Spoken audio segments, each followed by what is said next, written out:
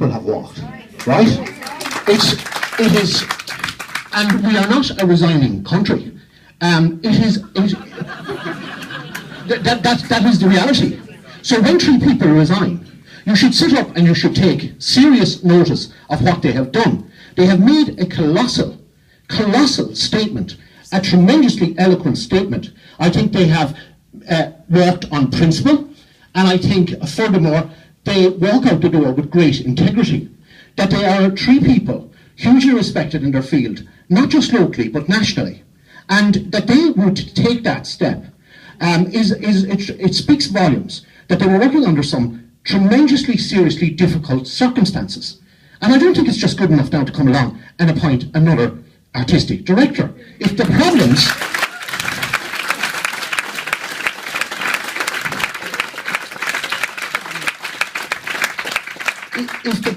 persist and are not addressed and are not altered or changed to the good, the problems will reoccur. And I regret saying this now here, this minute, but I'm going to say something I didn't say in that meeting earlier. But the crux of the matter here is a political appointment.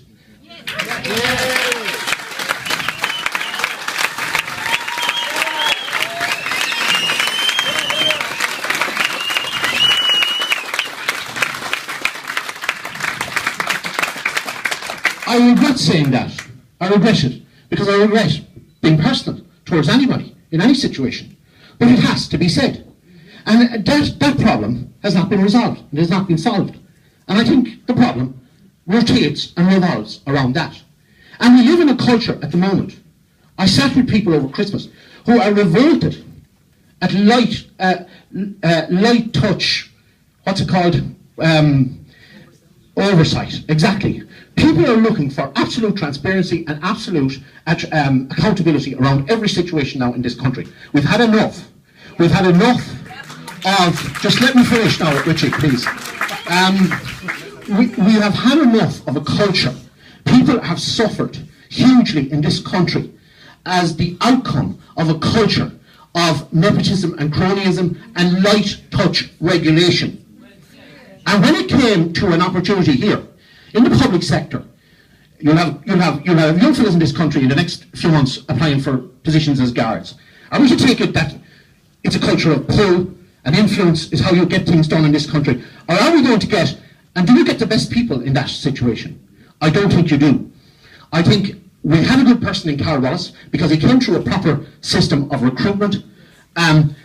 The crux of the matter as regards the CEO of this operation did not come through a similar process. I don't think we'll be here tonight.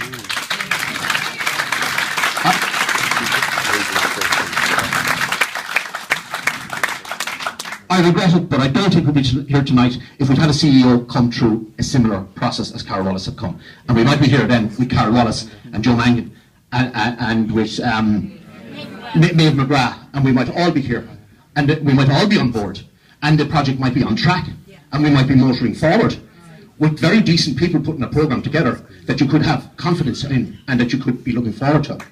So I felt that had to be said, and I regret having to say it, but it had to be said.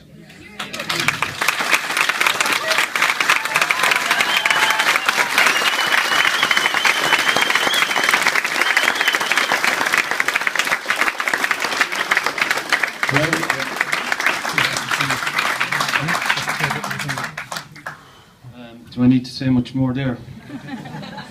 Okay, I'm John Greenwood. I represent a lot of things, including just Limerick people. I'm chairman of Professional Limerick Artists Network, and we have a network of professionals that reach out across a lot of sections in the arts in Limerick. We have been, and will continue to be, professional in our engagement with local authorities and who we represent. We have been calm, collective, for the sake of the city in our response so far. I've been at meetings all week, and I have to say that a very large section, cross-section of public have no confidence in the Board of City of Culture at the minute. In particular, the Chair and the CEO. I won't name the names, but the office is the Chairman and the CEO will do. There is also a general consensus that this could have been avoided by a mediation process which was requested for. And I would like an answer for that tonight. We as a city would like to also know what structure is in place now to deal with this potential national mess. What steps will be taken tonight to make this better? And what are the board going to do to restore confidence in us walking out this door? That's all I'd say.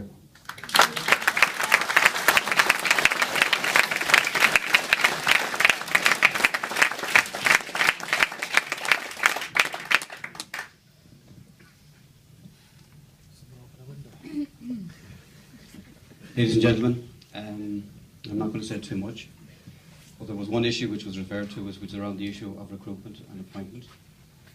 I've explained myself quite at length in the context of interviews, as you're well aware, in local media.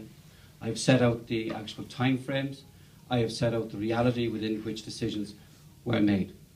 And you are familiar with those, and I'm not going to repeat that.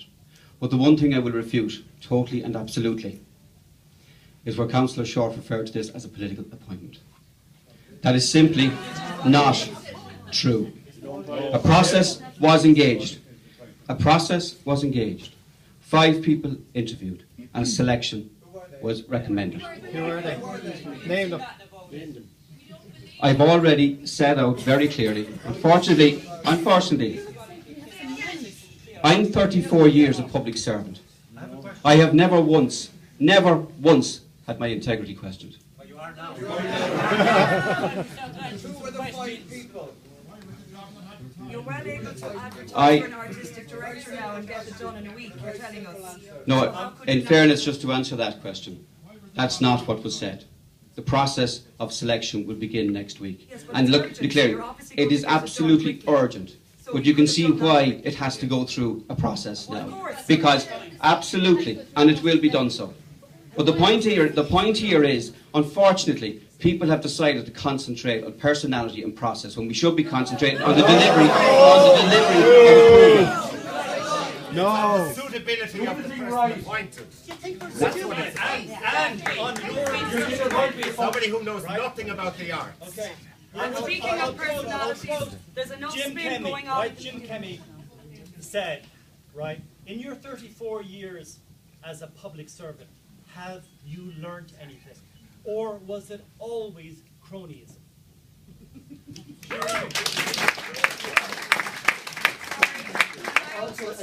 You're well able to talk about personality when there's spin going on in the media about so-called performance reviews. And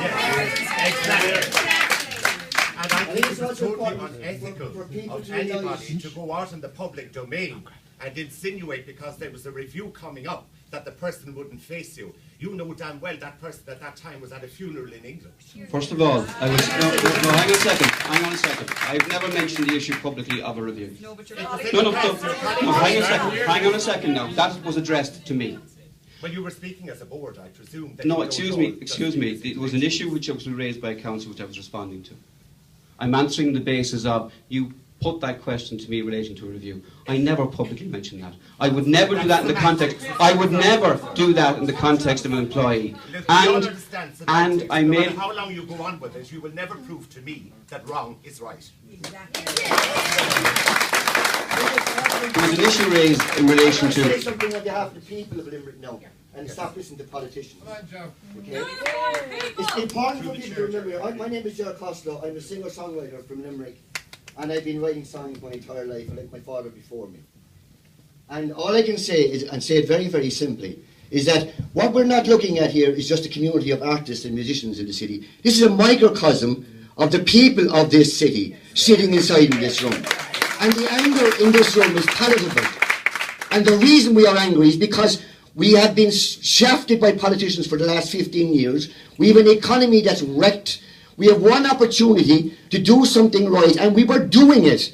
And a couple of politicians came in, and with a couple of supposedly 5 interviews, so we still have to know who these people are, right? we're in a situation now again where something beautiful and something grand has been wrecked again by people who know nothing about the arts. And it's time